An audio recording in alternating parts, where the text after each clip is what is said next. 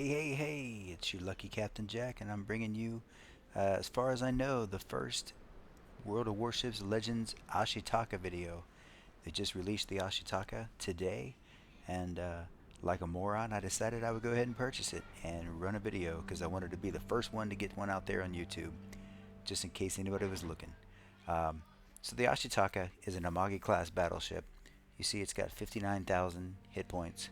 It carries 5 double gun turrets, 410 millimeter, the same guns that you would see a tier above it, and a ton of secondary guns, and by that I mean there's over 20. Maneuverability, maximum speed is 30. You know, they touted this thing as a super fast, it's technically a battle cruiser, not a battleship, but it's all good. Guaranteed detectability, a long way away. 14.2 kilometers at sea, almost 12 at air. Guaranteed is only 2, but you know how that works. If I'm sailing the ship, you guaranteed that I'm detected right away.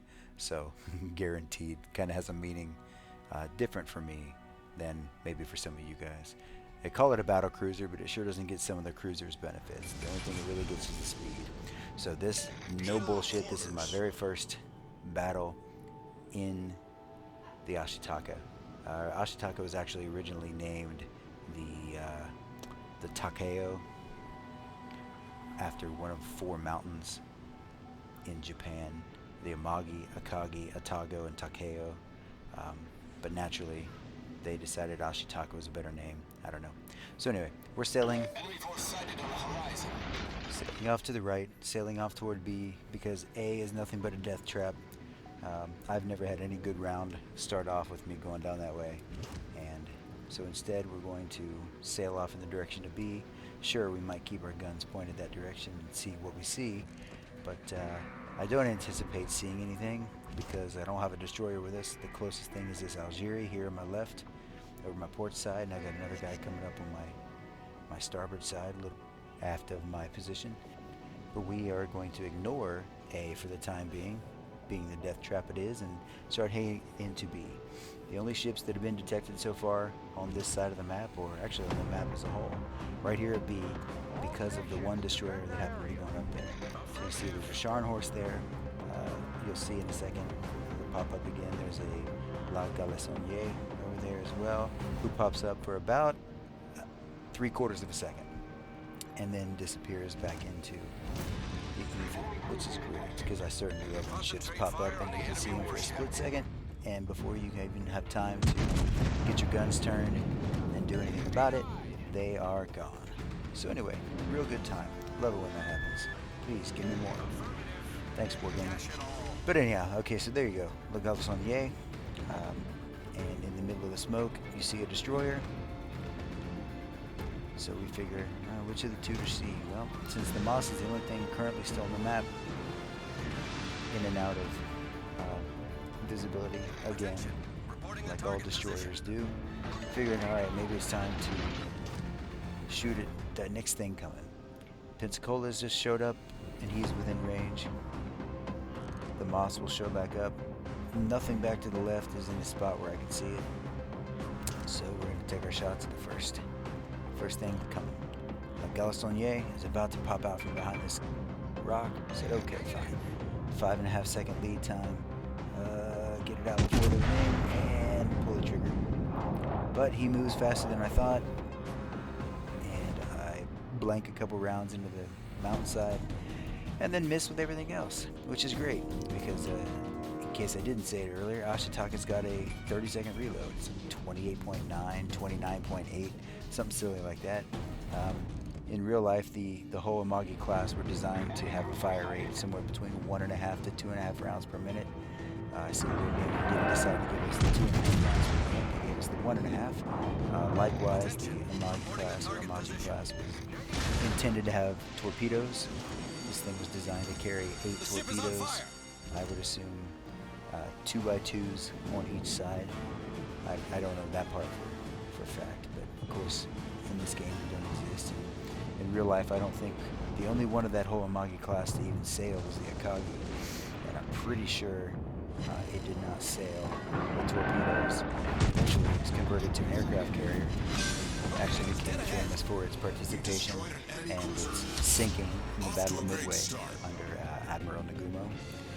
But anyhow, so there you go. You saw, managed to squeeze the first kill of the game for our side by kind of poaching, but you know, to be fair, you gotta get what you can sometimes. There was a handful of ships, so it wasn't like one guy did all the damage and I just cleaned it up. And besides, I wanted to see what this ship was capable of, so there we go. Nice close barrage and put an end early to the first guy. Alright, so you see I demonstrated right there the turning ability. It does have a pretty decent turn radius for a battleship. Again, maybe that's banking on some of that battle cruiser ability. It turns a little more like a cruiser than a battleship. And you're going to find out at the end of this video. I'll show you another quick couple of clips from subsequent battles in this thing. It definitely takes a hit like a cruiser, not like a battleship. This thing has an incredibly massive hit pool, which is great. You look at it, you say 59,000 for a tier 6 battleship. That's on par with the other battleships for the most part. And so you're like, alright, well, great. It's faster, and it's got just as many hit points as other things. It's got 10 guns, 410 millimeter, 41 centimeters, like 18 inches or something crazy. Great gun. Seems like a wonderful ship to run. And then you're going to see that it splats pretty well too. I ran a couple of battles, ultimately decided to post this one. Not because it's all that stellar, but because it shows a variety of the things that I wanted you guys to see before deciding to purchase it for yourself. I'm not going to tell you one way or another what to do with your money. I would say I haven't been impressed enough with it that I could just go ahead and give it 100% satisfaction rating. Say, yeah, absolutely, you're going to love it. It's the best ship in the ocean. Because I don't believe that's true. I haven't run it enough to say definitively that it can't be, this amazing, harvester of souls for you. But so far, my impressions have not been all that great. I've had a couple of decent battles. I've never done more than 50,000 damage in it. I think this battle is probably the best one that I have. Now you see Icarus here in front of us. Wants to go ahead and decide to put himself in the hole. I fire some rounds. Managed to just clip him. His torpedoes, I believe, weren't being fired at me in the first place, but you know when you're broadside to a destroyer that you can just expect the fish to come, and so you might as well anticipate it, start turning one way or the other. With a good destroyer commander, it's not going to matter which way you turn, because they're going to hit you anyway. I love to play destroyers, and I love to anticipate what I think the person's going to do by firing a salvo just to one direction or the other of where they should have probably gone, and see what you can do with that. But anyway, so now here we are. We're going to try to exchange broadsides with another battleship. This time with a battleship that has torpedoes. So not necessarily the wisest course of action, but kind of get to that place where there's nobody else over here. I don't have any support, not really. I have ships. I don't have support. It's not because I decided to YOLO and just do whatever the hell I wanted. It's just that I've said it in previous videos. I talk about it with gamers a lot. You pretty much have to assume that you're going to win every battle by yourself, because your teammates are not necessarily going to be in a place where they are going to help you. It's kind of up to you to win every single battle. And then when you have one of those fights where your teammates are tearing stuff up and you're helping them, that's phenomenal. It sure doesn't happen often enough that you can rely on. So anyway, we get in a fight with that Nizanal. He doesn't kill us, despite hitting us with 2 of his 3 torpedoes. But we don't kill him either. And come around, we're up to 40,000 damage. And so far, I've demonstrated the ship is fairly maneuverable. It's not perfect. It's got good speed. 30 kilometers or 30 knots is a hell of a lot faster than any other battleship at this tier. And so you can at least rely on speed and a touch of maneuverability. But when you're 1-on-5 at the end of a match, it doesn't really matter how good your ship is. And I jerked a couple shots here. This is ridiculous. Shouldn't have been fired. He sets me on fire. Fortunately for me, in a couple seconds, I'll have the repair party back, and we can go ahead and put that fire out. But in the process, I lose track of where I'm going, get tunnel vision, just like I tell people not to do, and end up colliding with this little island there. Now, fortunately, there's not anybody who can currently see me, so I have a little time to get back up. And right as I mentioned, what happens? The guy cuts my gun, hit it with another couple shots, get a couple of defend ribbons, which is good because this week's operation is capture, assist captures, or defend against captures for the daily. So that's good. I managed to knock a couple of those things out. And we're moving right along. Okay, so there you go. 48,000 damage total, 2 kills, which is half the kills that our team amounted to in the first place. Real frustrating to see that crap happen. And so I immediately decided I'm going to hop into another battle. I wasn't happy enough with how that one had turned out.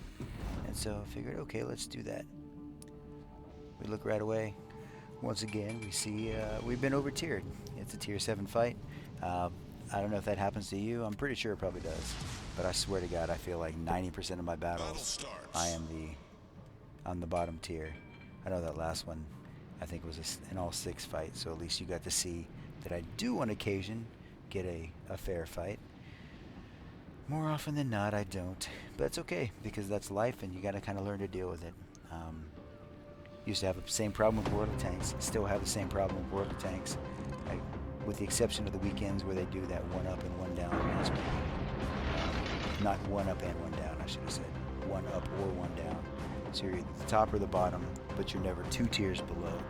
I know it's a lot of reasons that people just grind 10s anymore, because that way you guarantee you're not getting over-tiered every time. But anyhow, that doesn't exist in this game. Not tier 10. People keep asking for it on all the forums, but they've been pretty clear, guys, that they're not going to do 10 tiers. They're not probably even going to do a tier 8. They've considered it with a couple of ships, you know, and things that don't currently fit into the 7-tier system. And like, oh, we'll make it a tier 8. They can't get the mechanics to it. The matchmaking would be terrible. You'd wait all day for a damn game, because not everybody's going to have your tier 8s. So anyway, they're going to stick for 7 for now and find a way to do what they do. They'll probably nerf the ships that they do have in tier 7 and make them stay as 7, and then buff a few and make them 8s. I don't know. Only time will tell. This game is still in development. It's the thing we really all need to realize is this game's in development. Alright, so anyway, on this battle, playing on shards, decided once again that I'm going to come around to the right. Had a couple of ships with me. And all we see are destroyers at first. There's the Moss. There was a Benson a second ago. And I don't know what the guy that's dead is. We killed him already. But again, that's the first things that we see. And we are powerless to do anything about it. Alright, I was like, okay, Moss is going to stop. Let's put some rounds behind him. And we do. But not nearly close enough. Like, catch him with a couple. One. Catch him with 1 over penetration. My buddies and I play frequently, and they've taken to calling me overpen, because that seems to be all I do. I don't know if it's a settings thing. I don't know if it's something about the way I got my perks set up. It shouldn't be, but anyhow. But anyway, so we stopped the fast forwarding. There was nothing but, you know, a minute of me sailing around this island, waiting to see something. And we pop back up, and we've got a Colorado. So he's going away at an angle. There's always really weird, really difficult shots to try to make. I see he's starting to come along. If I just put him in the direction of his superstructure, they're liable to hit him. I may not get a good deck shot, but I can at least get a few hits in. And sure enough, we pinned with 4. 4 hits for approximately 13,000 damage or so, maybe just under, which is okay. I will definitely take that. If I could get every damn one of my rounds to hit for 3,000 or 4,000 damage, especially on a ship that has 10 guns, that's amazing. You would wipe out 30 to 40,000 damage every single time. You saw that the maximum damage for one of these rounds is a lot higher than that, so thank you RNG for humbling me once again. RNGesus giveth, RNGesus taketh away. Or I recently read, and I had to shake my head, but RNGesus yeeteth, and RNGesus yoinketh. That's right, that's for all you cool kids who don't know how to speak English properly. Anyway, I digress. So let's move on. I'm going to keep shooting at the Colorado. We had a decent barrage on him the last time, so we figured to do the same thing. Again, he last second tries to turn a bit to the port. We get our rounds away. Hopefully get the same superstructure hits that we got before, and it wasn't quite as well. 3 pins and a ricochet for an additional 6,000 damage. But having wiped out all their destroyers, and their lone cruiser was a New Orleans, and now it's an ex-New Orleans, there was nothing in this game that was really going to pose a threat with torpedoes, which is good. So the Amagis do the same thing, starting to turn around to the left, and I figure, hey, it's what's worked before, it will certainly work again. Let's fire a couple rounds at him, see what we do.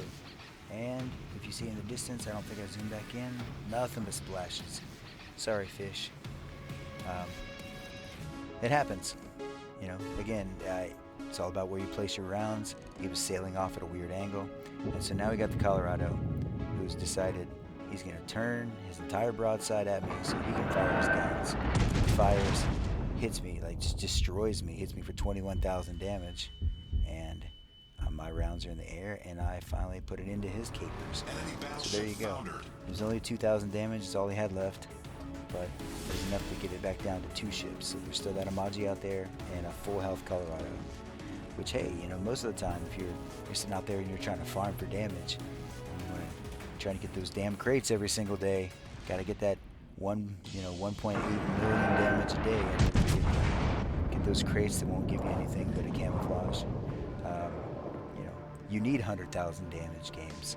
And I finally pulled one the other day. I finally got my best game of all. I broke 200. I think I finished 234, I think, in the Vanguard.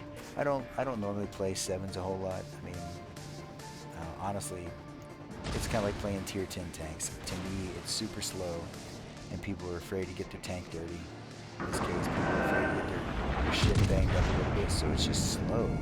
And I'm not happy with it. I'd rather run destroyers or a good cruiser. Get 3 pins right there in Colorado. Good for another 17 or so thousand damage, which is good, up to 57k. Happy. It's a decent round. You know, I wish that this had been my first round. That way I would have only showed you one battle. But I also promise you at the end of this video I'll show you a couple of things not to do. Because as I've discussed, this armor is kind of like butter. And nobody wants butter armor in a battleship. In this case, a battle cruiser. We fire at the Amagi. Amagi, do what you want. I think it's a hard G. Hit him with a good pin and a couple of overpins. Take it up to 63k. If I'm not mistaken, I think this is where we finish out. Because they're gonna finish this Colorado in short order before I get a chance to even fire at him again. And the Amagi is gonna disappear behind this mountain. Again, a weird angle. Mountain's getting in the way. Get your rounds off. And try from high. And then let's look at the Colorado. Before we can even turn the guns on him, he's gonna be coming. Yeah, look at that. I guess I did hit him. 3 overpins. But I get 4,000 out of that to stop at 67. There's no more shot on the Amagi. He's gone. And as you saw, the Colorado just blew up. Amagi took out a teammate. It's kind of frustrating when that happens, especially after you've been firing at him for a hot minute, because you sit there and think, if my rounds had done more damage, you know, maybe my teammate wouldn't have died. But again, here's another decent battle. I like its maneuverability. I like its guns do an okay amount of damage if you play them right, but I haven't demonstrated yet. I just showed you 2 surviving battles, and I'm going to show you 2 quick getting my ass handed to me battles, because the armor on the sides is terrible. And you need to keep that in mind. You can't necessarily battle tank with it. It's got two sets of guns fore, and 3 sets of guns aft. So maybe it's better if you turn your stern toward the target, turn your ass the other way, and run away. But anyhow, so there's the first of the 2 broadsides that I take. That was from a Gneisenau. and he just put him right through the side, took 27,000 damage off, and that was it. That's all she wrote. And guess what? I promised you 2, so here comes another one. As I'm running away here, you don't see him off to my right, but I'm at 45,000 hit points, and the rounds are going to come in, and I am just going to get obliterated. And here they come. You can't see them, but bam, bam, 30,000 hit points gone by a guy that I never even saw coming because I turned my broadside to him. So anyway, as promised, a full, honest first look at the new Ashitaka Tier 6 Japanese battle cruiser, battleship, not a cruiser. I hope you enjoyed the video. Give me a like and a subscribe if you do. I think I'm the first guy to get a video out, so I hope you take my mediocre play and look at the pros and cons of this ship and decide whether or not you want to spend your money on it, because it ain't cheap. Anyway, this is Lucky Captain Jack. Thanks for coming aboard. Fair winds and following seas to you guys. I'll catch you guys out there. Lucky Jack out.